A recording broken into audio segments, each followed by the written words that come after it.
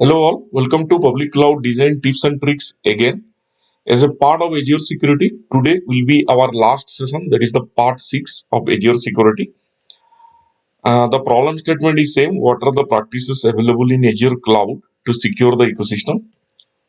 And as a part of this series, till 5th sessions, we already have discussed about six building blocks. Today we'll be discussing the sixth one, and those are application storage, networks, operation, compute, and identity. Now, from a responsibility metrics point of view, we have already discussed in our previous sessions about the responsibility of organizations, users, and the cloud provider. Now, today we'll be discussing on the last part or the last building block, that is compute. So let's start with what is confidential computing. So confidential computing provides data encryption at rest while communication in network and while in memory. So it will cover three parts basically: data encryption at rest while in communications over the network and while the data stays in the memory basically. Now, what is an attestation? Azure attestation provides the capability to verify the platform truth remotely, and it verifies the integrity of the platform by validating the binaries and software running inside. Running inside means running in the VMs. Okay. Now, the attestation is achieved by power to attest the trusted execution environments and power to attest the trusted power modules. Okay, so that is how it is achieved. Now, this is a big topic actually, so I'm not covering the details of this. So I have already provided a Microsoft link in this slide. So please go through that and try to understand the in-depth fundamental of these concepts basically. Coming to anti-malware and antivirus, so you all know what is an antivirus. So it is used in VMs as a part of IaaS workload.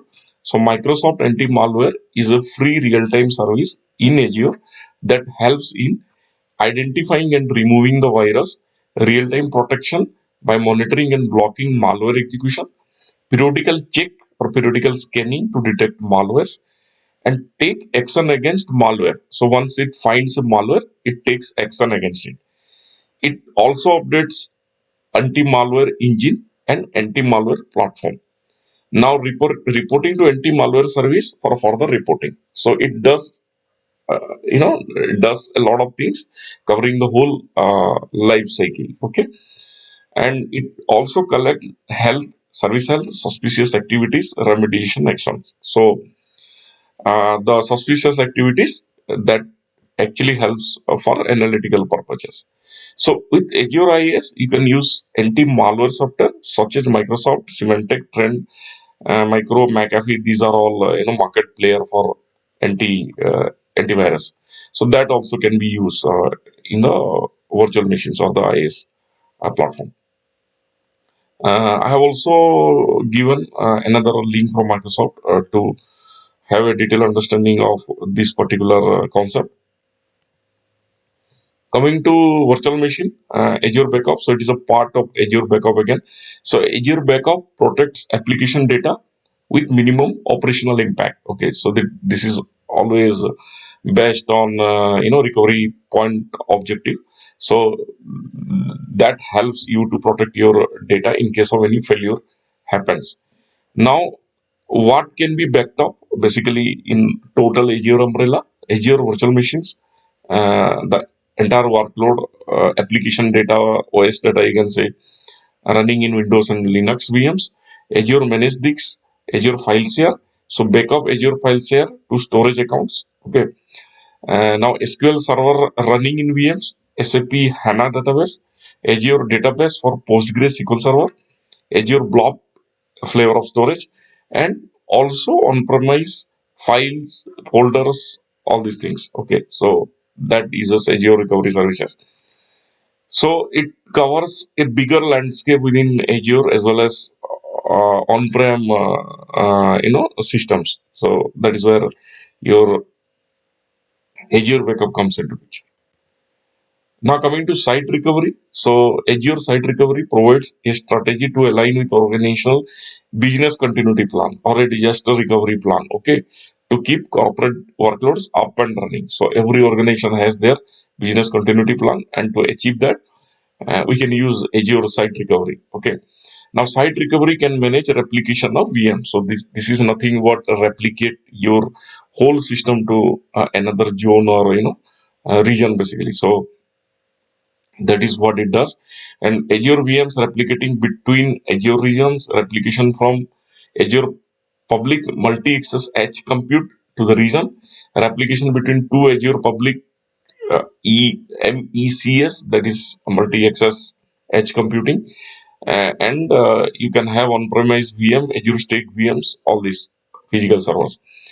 Now, BCDR stands for Business Continuity and Disaster Recovery. So here the service, the Azure Site Recovery helps to run workloads in secondary locations. It can be a secondary zone or a secondary region, whatever, and provides always a fallback scenario. Okay, and again the same thing. Why it is used to keep your data safe in case of any unseen events or those kind of problems. Okay. You can follow this link again from Microsoft to have a detailed understanding of this one. Now, disk encryption, it's not a very new topic. So why we do encryption to save the data? Okay. So Azure VM encryption helps to encrypt Windows and Linux VM data. It supports or applies industry standard. So for Windows machine, it is BitLocker, and for Linux machine, DM crypt feature. So these are the industry standards for the operating systems encryption. So this is what it supports, and it integrates with the secret management solutions. Okay, like Key Vault to store encryption data. The disk data at rest uses Azure storage, and the data gets encrypted while at rest. So this is not a very complex topic. Okay, still you can follow the Microsoft link to have more understanding about this. Page updates, this is also a very business as usual operations, so that deals with finding and fixing security problems, simplify the software update management process. It helps in reducing the number of software updates by user or organization, and it helps in monitoring compliance. So that is why it is needed, the page updates. Now coming to the Defender, Microsoft Defender for cloud. This is also a managed services. And what is this? Is a cloud native application protection platform (CNAPP). It deals with a set of security measures and practices, and it protects applications from various cyber threats and vulnerabilities. So that is what it does.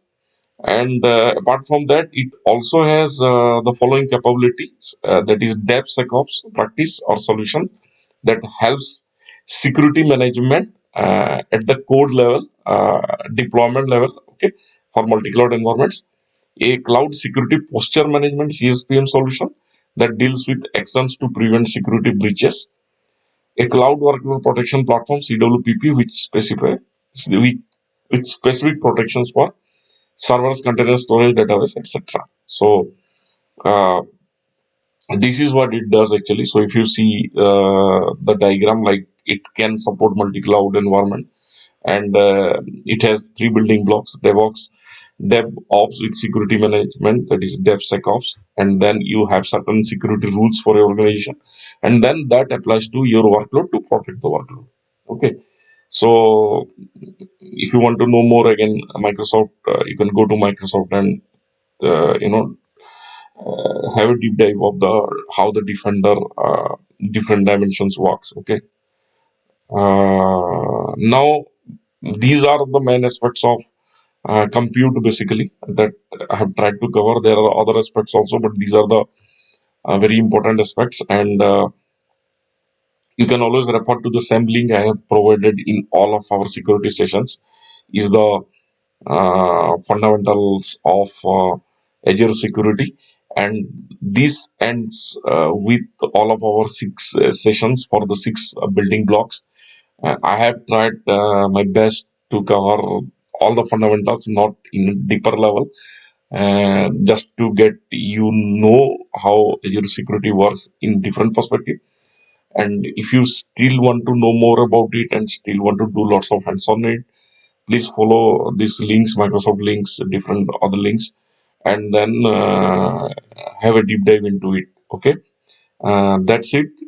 Thank you, and have a good day.